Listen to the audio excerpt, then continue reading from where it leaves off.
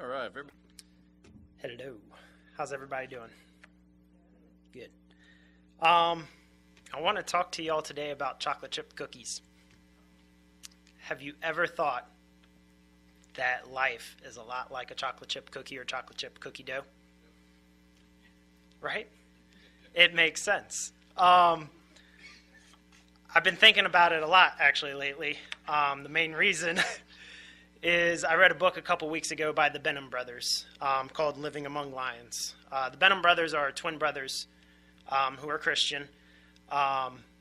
They grew up playing baseball, and they were actually drafted into the major leagues, eventually retiring, never actually making it to play in the major leagues, but doing the whole under system of trying to make it there. But once they retired, they ended up getting into real estate.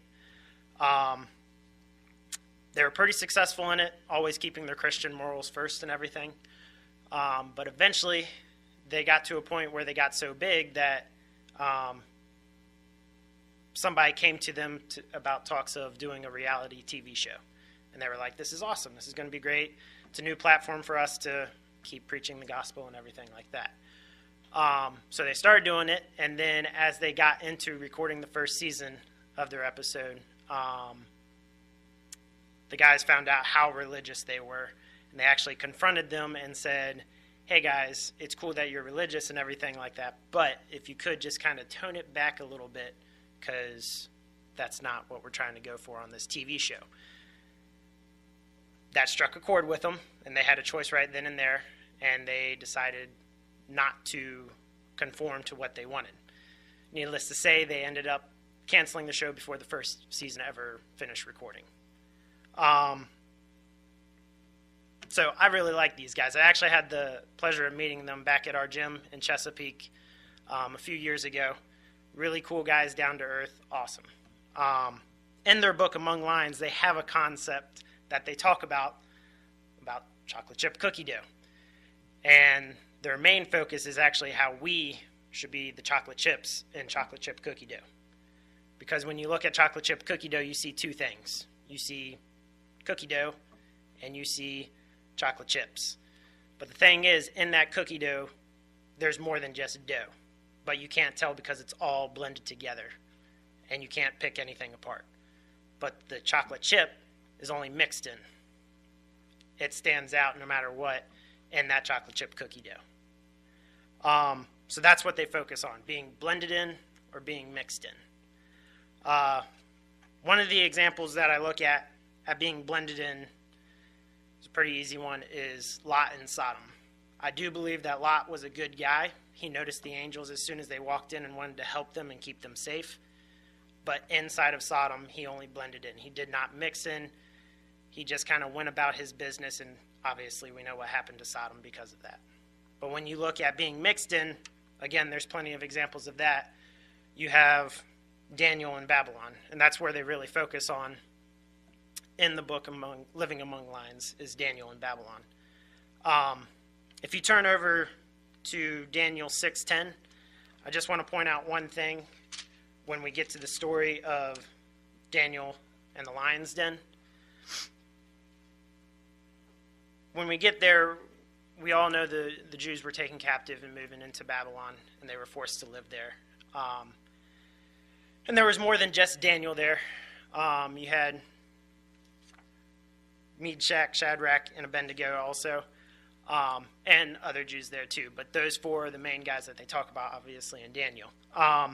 In verse 10, it says, of chapter 6, it says, now when Daniel knew that the writing was signed, he went into his house, and his windows being open in his chamber toward Jerusalem, he kneeled upon his knees 3 times a day and prayed and gave thanks before his God as he did aforetime.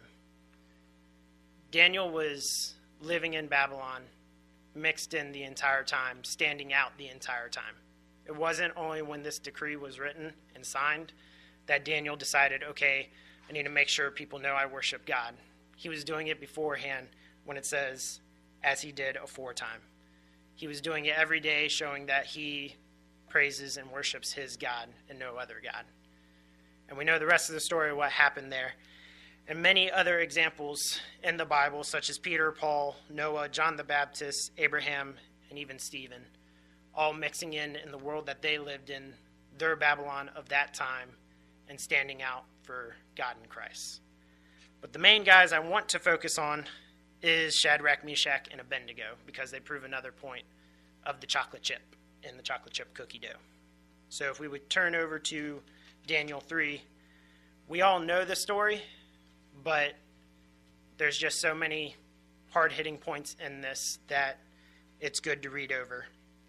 And we'll pick up in verse 8, but this is where King Nebuchadnezzar had just built a golden image and idol, and anytime any form of music or instrument was played, everyone in Babylon was supposed to bow and worship the idol. In verse 8 we'll start, and it says, "Wherefore at that certain time the Chaldeans came near and accused the Jews. They spake and said unto the king Nebuchadnezzar, O king, live forever. Thou, O king, hast made a decree, that every man that thou shalt hear the sound of the cornet, flute, harp, sackbut, psaltery, and dulcimer, and all kinds of music shall fall down and worship the golden image. And whosoever falleth not down and worship, that he should be cast into the midst of a burning fiery furnace. There are certain Jews whom thou hast set over the affairs of the province of Babylon, Shadrach, Meshach, and Abednego. These men, O king, have not regarded thee. They serve not thy gods, nor worship the golden image which thou hast set up." And this sets up the story where we see those three men standing out, not blending in with the rest of Babylon, but mixing in and standing out for their God. And then continuing on in verse 13, "Then Nebuchadnezzar in his rage and fury commanded to bring Shadrach, Meshach, and Abednego. Then they brought these men before the king. Nebuchadnezzar spake and said unto them, It is true, O Shadrach, Meshach, and Abednego, do not ye serve my gods, nor worship the golden image which I have set up. Now if ye be ready, that at what time ye hear the sound of the cornet, flute, harp, sackbut, psaltery, and dulcimer, and all kinds of music, ye fall down and worship the image which I have made well. But if ye worship not, ye shall be cast the same hour into the midst of the burning fiery furnace. And who is that God that shall deliver you out of my hands?" Shadrach, Meshach, and Abednego answered and said to the king, O Nebuchadnezzar, we are not careful to answer thee in this matter. If it be so, our God, whom we serve, is able to deliver us from the burning fiery furnace, and he will deliver us out of thine own hand, O king.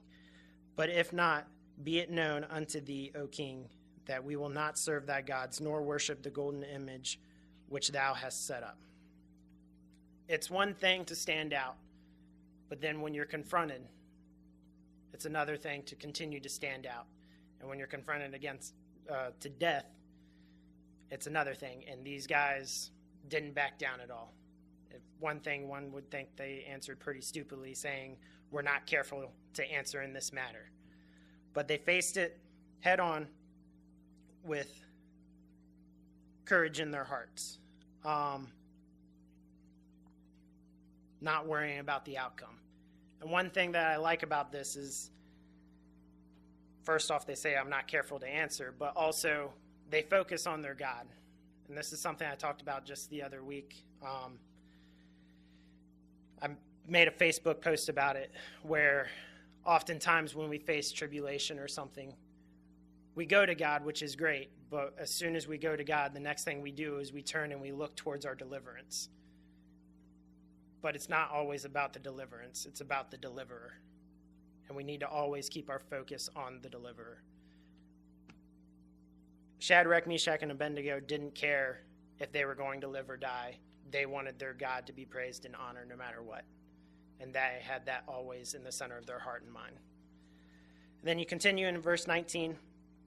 Then Nebuchadnezzar, full of fury, and the form of his visage was changed against Shadrach, Meshach, and Abednego. Therefore he spake and commanded that they should heat the furnace 7 times more than it was to be heated. And he commanded the most mighty men that were in his army to bind Shadrach, Meshach, and Abednego, and to cast them into the burning fiery furnace. Then these men were bound in their coats, their hosen, and their hats and their other garments, and were cast into the midst of the burning fiery furnace. Therefore, because the king commandment was urgent, and the furnace exceeding hot, the flame of the fire slew those men that took Shadrach, Meshach, and Abednego. And these 3 men, Shadrach, Meshach, and Abednego, fell down bound into the midst of the burning fiery furnace. Then Nebuchadnezzar the king was astonished, and rose up in haste, and spake and said unto his counselors, Did we not cast 3 men bound into the midst of the fiery furnace?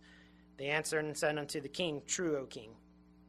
He answered and said, Lo, I see 4 men loose, walking in the midst of the fire, and they have no hurt, and the form of the 4th is like the Son of God.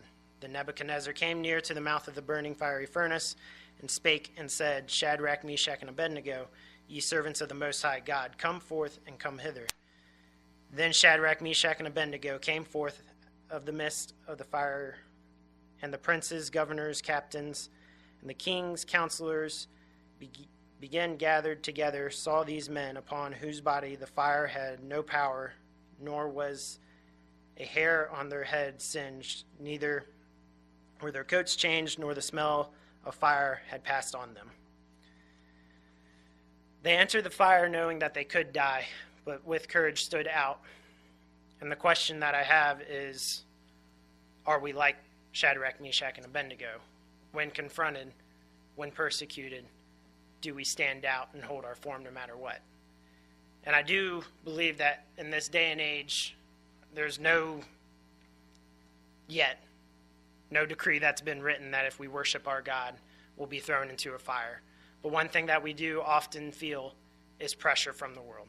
Pressure to change, pressure to conform, pressure to let go, pressure to give up. In Proverbs 28:1, it says, The wicked flee when no man pursueth, but the righteous are as bold as lions. When things get hot, when the fire is burning and we're being tossed into it, do we flee and run like the wicked, or do we stand bold as a lion? The funny thing about a chocolate chip, when it's in the cookie dough, and you put that chocolate chip cookie dough in the oven, the chocolate chip still holds its form. It still stands out even when the heat comes. It's still there and distinct in the cookie dough. So heat should not make us fear at all. One thing that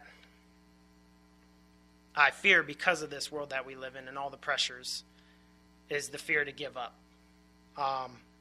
If you turn over to Matthew 5, verses 13 through 16.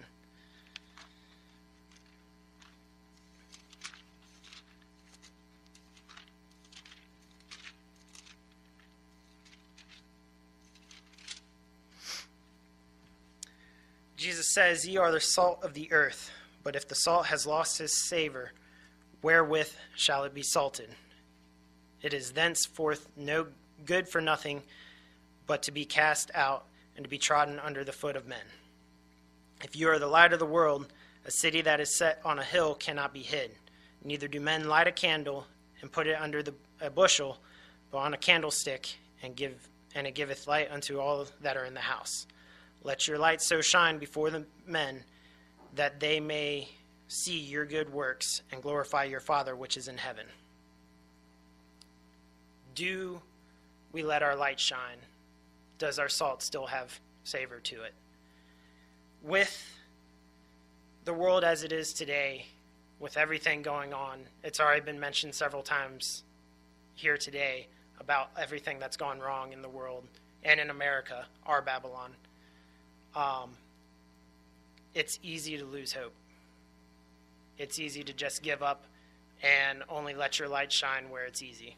I have no problem here standing before all y'all, letting my light shine, being free to be who I am, and talk about my God and my Jesus. No problem. I have no problem doing that in my house because my family all believes just like me. I have no problem if I were to go over to any of y'all's house to do that. Boy, as soon as I step out this door, all of a sudden I struggle with it. I want to turn off my light and let the darkness take over because I lose hope. The funny thing is people think, I'll just stick my people and that will be fine. But the thing is, darkness wins that way because we turn off our lights doing that. Every time we go to bed at night, we don't say turn the darkness on, we say turn the lights off. We are responsible for the light that shines. So we must keep it shining bright. And the funny thing is if we lose hope and take ourselves out of this world, we take the chocolate chips out of the cookie. And has anybody ever here tried a chocolate chip cookie without chocolate chips? And I mean literally that. I did, because I wanted to know.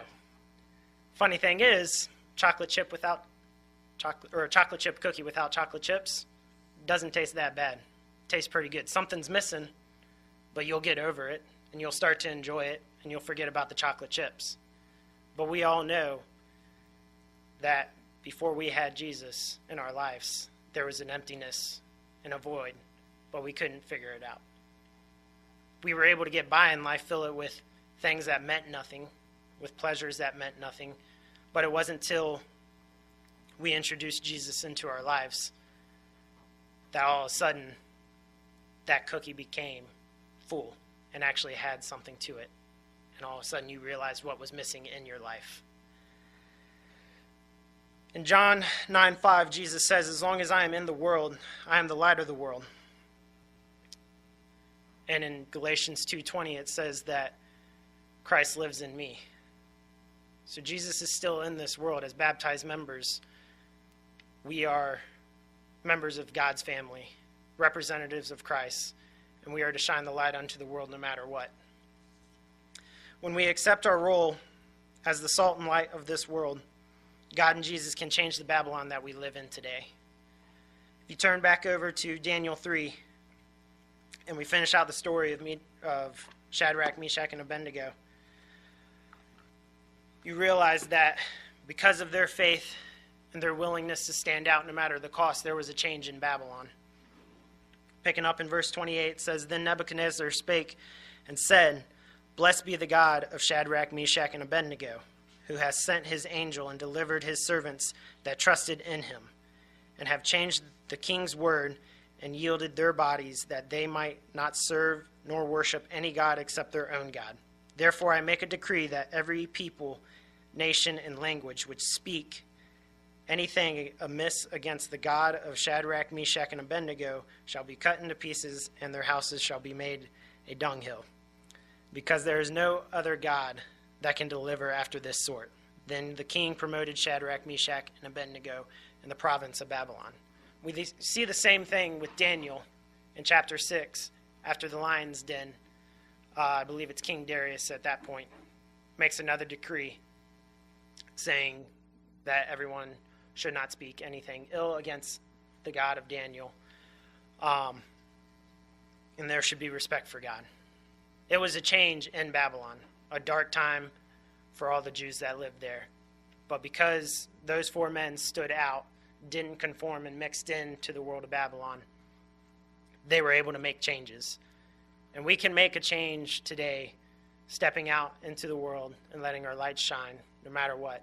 Not blending in, just going about our business, waiting for Jesus to come back, but trying to bring Jesus to people who are still in this world today. So let us stand strong for our Father in Christ Jesus in this world in Babylon of today. Be mixed in, not blended in, standing out.